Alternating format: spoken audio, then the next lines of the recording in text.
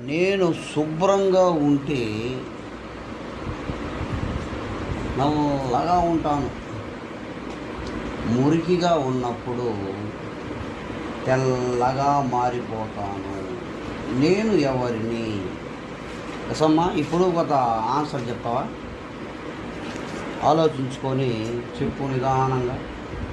మళ్ళీ ఒకసారి నేను మురికిగా ఉన్నప్పుడు తెల్లగా ఉంటాను.